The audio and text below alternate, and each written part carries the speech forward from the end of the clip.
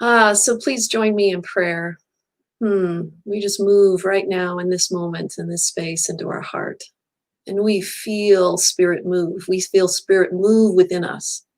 As we breathe, we know and recognize that that loving presence of God, that loving presence is found right in the center and core of our very being. It radiates through every cell. It radiates through every fiber. It shines so brightly through each one of us. I am knowing that this light carries us through every day. It supports us on this journey called life. It moves through us so magnificently, so beautifully. As we breathe, God breathes. As we move, God moves. For that is who we are. We are one, and we can never be separated from this divine essence of God. And so I am knowing on this day that our hearts are opening even more, that we are filled with hope. We are filled with possibility. We are filled with that divine essence that always says yes. And we trust and know the unfolding that is taking place within our lives individually and what is taking place collectively across this nation and across this planet. And so in this moment, right here and right now, we let go and we let God do God's perfect work in the world. And we trust and we allow and we let go.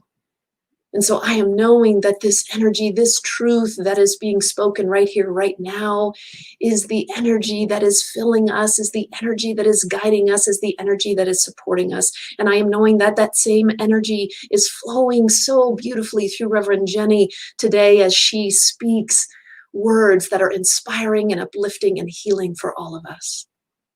The words that are exactly the words that we need to hear on this day, at this time and in this space. And so right here, knowing that all of us are connected, we create this sacred circle. We create a circle that we are all connected one to the other. So imagining that together, imagining that we are holding each other's hands. We are holding each other's hearts. We are one human family. We are one spiritual human, beautiful, amazing heart tribe.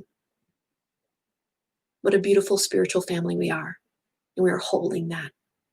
We are holding each other. And so with gratitude for this knowing, for all that is unfolding, we let this go. We let this go in gratitude, and we trust, we absolutely trust that Spirit's got this, that we are never alone. We are held, we are supported, and we are deeply loved. And so it is. For the sun that warms this body, for the earth that we call home, for the love that knows no boundary, I am thankful. For the trees that line the mountains, for the sea and life it holds, for the source of inspiration, I am thankful. Love, light, life, fill me up. Peace, power, beauty, joy, fill me up. For the one infinite divine that is endeavor was, I am thankful. I am thankful.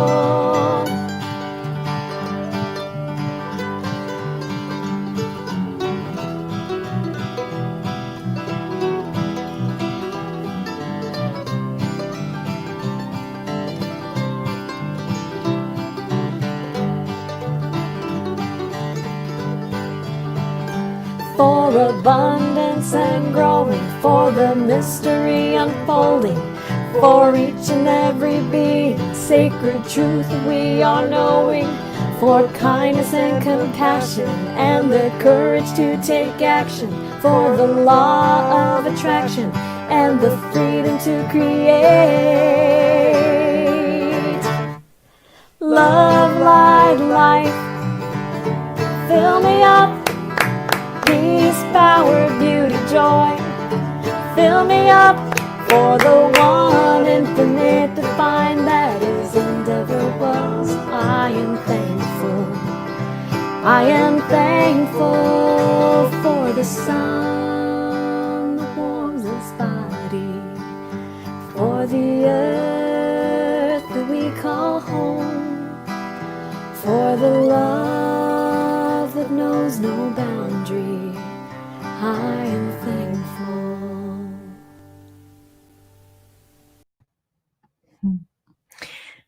Thank you, Val and Jimmy. That was beautiful. I love that song.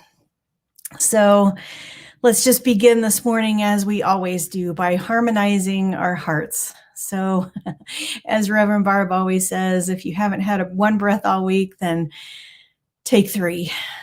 But just take that deep breath that connects you into your heart space, into your connection with spirit. And let's connect with one another through that spirit by repeating together: care, appreciation, gratitude, compassion. Care, appreciation, gratitude, compassion. Care, appreciation, gratitude, compassion. We just take that in. It's been quite a week, hasn't it? And I don't know about you, but I feel like I was sitting on pins and needles all week. But we've finally come to a point of resolution. And no matter whether you are jubilant at the outcome of the election or clutching your pearls in outrage, I hope that you're at least feeling the relief that the election is over. Reverend Rafe Ellis in California has adapted a work by Howard Thurman, which I think really speaks to what we need to do in the days ahead. And Thurman originally titled this The Work of Christmas, but Reverend Rafe retitled it The Work of the Election. And it says, "The work of the election, when the song of the celebrations is stilled, when the color of the map is gone, when the pundits and politicians are home, when the people are back with their community, the work of the election begins. To find the lost, to heal the broken, to feed the hungry, to release the prisoner, to rebuild the nations, to bring peace among others, to make music in the heart." Now, no matter who you backed, it is time to recommit ourselves to healing the divisions that have driven us Americans so far apart. And because we are New Thoughters, that's what we do. We let spirit move our hands and feet, as Jimmy sang in the opening song, so that we may find, we may heal, we may feed, we may rebuild, we may bring peace and make music in the heart. The theme this month in our 2020 spiritual journals is living as compassionate conduits.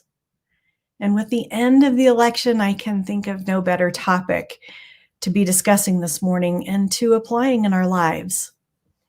And no matter how you feel about how this has all turned out, being committed New Thoughters, we know that we are here to be the highest expression of love and compassion of spirit that we can be.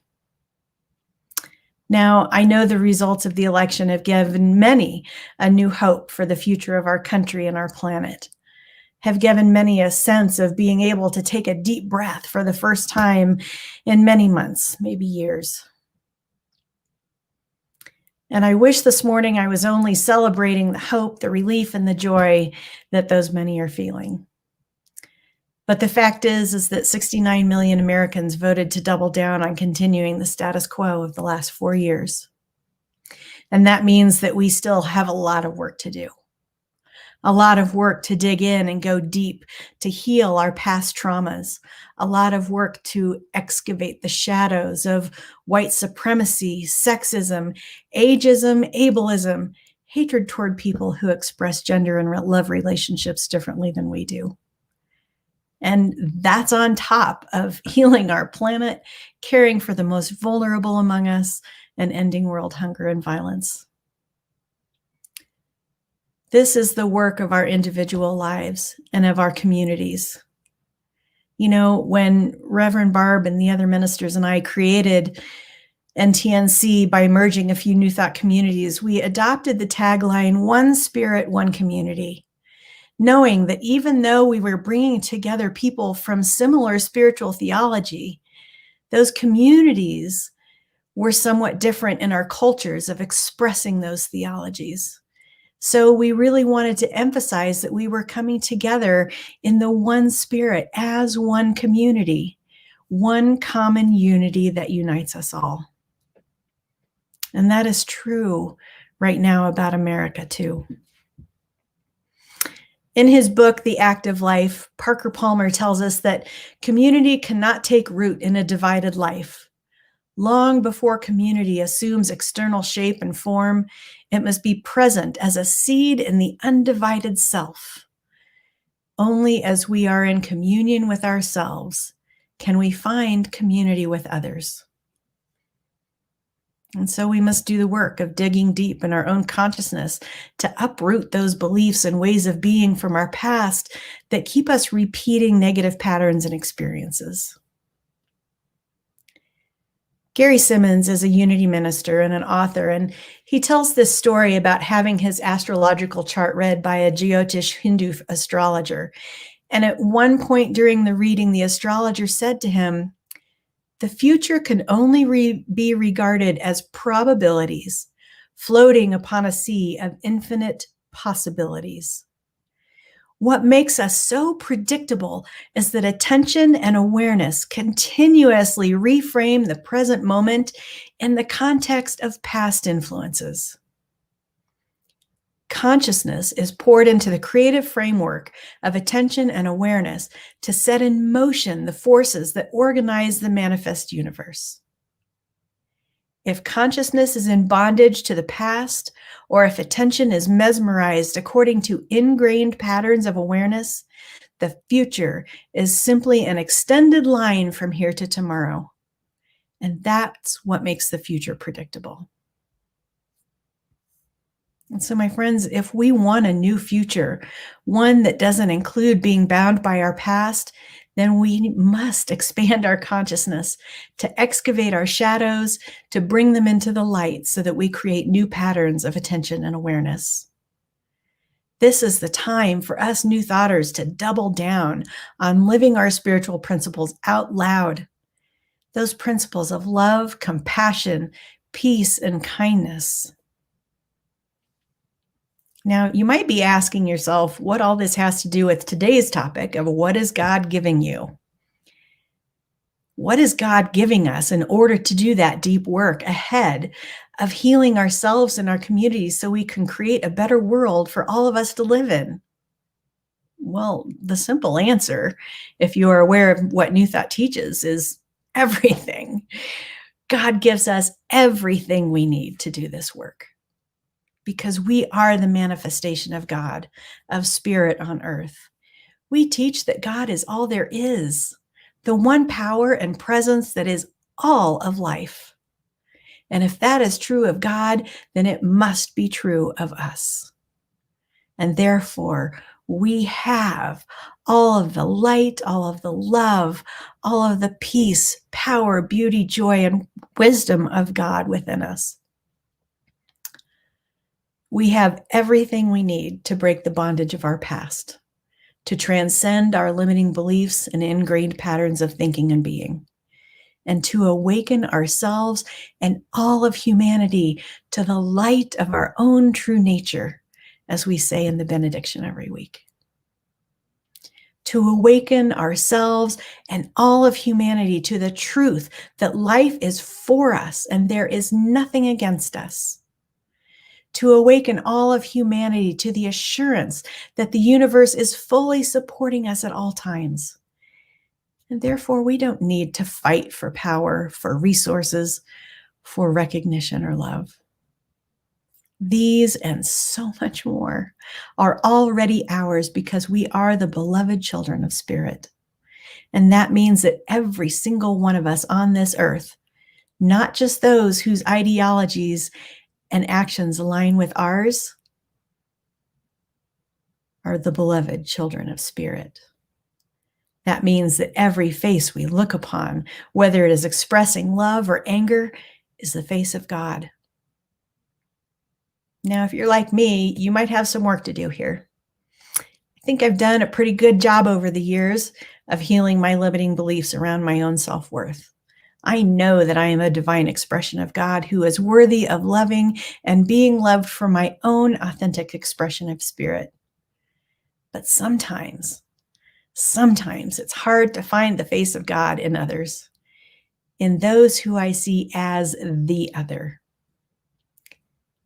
But if there is one limiting belief that is obstructing our path to realizing a world of enough love, enough peace, enough food, shelter, safety, and security for all, it is this idea of the other. I know I've said this to you before, many times this year. I know I say it to myself every day, and yet sometimes I fall. I fall into thinking that people who express disdain for me, for any reason that they deem that I'm not good enough, or people who don't agree with my views on life, are the other. It is this idea of the other that we need to heal, and we can heal it. Most of us have probably heard the expression before that hurt people hurt people. And it's a nice thing to say that we have compassion for the hurts that led the other to strike out at people. But even more important is finding compassion for them, is finding empathy for them. Because sometimes compassion can come from a place of superiority, right? I mean, the definition of compassion is sympathetic pity and concern for the suffering or misfortunes of others. And so when we're compassionate, we say, "Oh, I forgive the ways you hurt me because I know you were hurt somewhere in your past." But that can probably sound a bit condescending to the one that we're saying it to. But when we use empathy, defined as the ability to understand and share the feelings of another, we can say, "I forgive the ways you hurt me because I know that you were hurt somewhere in your past too." It's that word "too" that makes all the difference, because we're recognizing that we too have at one time or another hurt others out of our own pain. Recently, I read a newsletter by Reverend Cynthia James, and she wrote, "It is very easy to allow my opinions, beliefs, and conditioning to judge other people and their actions. However, when I break it down, I can see myself in those people. I've reacted to situations. I have been irrational. I have been unkind. I have made snap judgments that affected others. I have not always done in-depth research to make sure that my assumptions were accurate. And knowing this, how dare I be unwilling to listen to another?" She goes on to say that without empathy, there is no honoring, understanding, acceptance, compassion, no connection, no trust, and ultimately, no safety. George Washington Carver said, "Resolve to be tender with the young, compassionate with the aged, sympathetic with the striving, and tolerant of the weak and the wrong. Sometime in life, you will have been all of these." If we want to awaken awareness in others, to create lives and communities that are whole, aligned with God, and working toward creating a world where every one of us can realize and manifest our good, we need to heal this breach where we see anyone else as the other. And maybe we do this by being willing to have conversations with those that we see as the other, but to really listen, to find out what beliefs, what past traumas, what fears are leading them to see life so differently from us, to show them that they are heard and understood, one of the greatest desires of life, to be seen, heard, and understood. And then to have empathy for all of their come-froms. Author and leadership expert Stephen Covey stated that when you show deep empathy toward others, their defense energy goes down and positive energy replaces it. That's when you can get more creative in solving problems. That's when maybe we can help them heal those shadow places with the light and the love that we have learned through these teachings. Now, I'm not asking you to go out and ring doorbells to profess the glories of New Thought to strangers. I'm merely saying that if we find ourselves in conversation with someone who is coming from a place of fear, hurt, and anger, we might be able to give them a different way of seeing life, a way that does profess love, unity, kindness, peace, and joy. Reverend Cynthia wrote, "Please remember that we are here as a community of humanity." And she went on to give us some great ideas for us to activate in our lives that I'm going to make part of your homework this week and in the coming days. And those are to make no one invisible to you. Show everyone that they matter, even if you disagree, and honor everyone's point of view.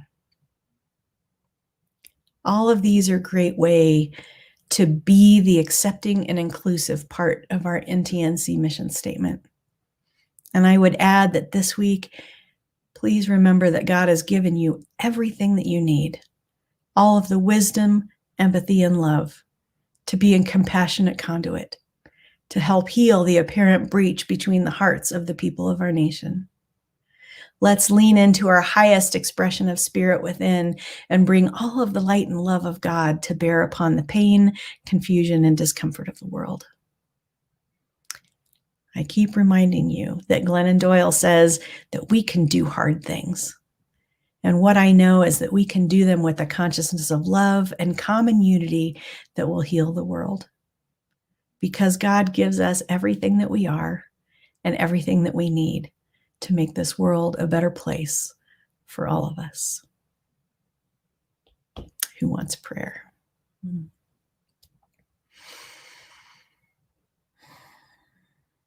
I just take that deep breath, finding that place of connection in my heart space where I connect to that sweet, sweet sense of spirit, that sweet knowingness that there is God and nothing else. And I'm reminded of the prayer that Ernest Holmes gave us that says, "Let us therefore light the candle of love, human kindness, forgiveness, and understanding in our soul, and let it shine brightly. Let us not peer into the darkness, troubled and concerned because it is so foreboding and unknown. Rather, let us remain steadfast in the radiance of that spiritual light of truth within ourselves. Let us stand guard so that the winds of malice, cross purposes, ignorance, or misunderstanding will not blow out the light. Let us so live each day that the light from our candle of spiritual knowledge will forever be clear and understood, not only by ourselves, but by all with whom we come in contact." And so I take these words in and I affirm that leaning into the light of spirit that is the force of our lives, that we nurture and protect that candle, that light within, so that we may heal ourselves, our nation, and our planet. That we may bring this light to bear upon every shadow and drive the darkness into the nothingness from which it came. That we may be our best, our highest expression of spirit, bringing love, kindness, empathy, and peace to all who are hurting, and to bring forth a world that recognizes the inherent worth of every being on this planet, regardless of skin color, gender, age, physical ability, ideology, or any other condition that we view as different. We lean into a deep realization of our oneness, into the love that unites us all, and we do the work to heal every breach within ourselves and between our beloveds. I am so grateful for this teaching, this philosophy, this way of life that assures me that I have spoken these words through the mind of God. They are made so by a law which only says yes. And so with calm assurance and peace, I can let them be, I can let them go, knowing that God's got this and all is well. If you would like to affirm any or part of this for yourself, please join me in saying, and so it is. Amen.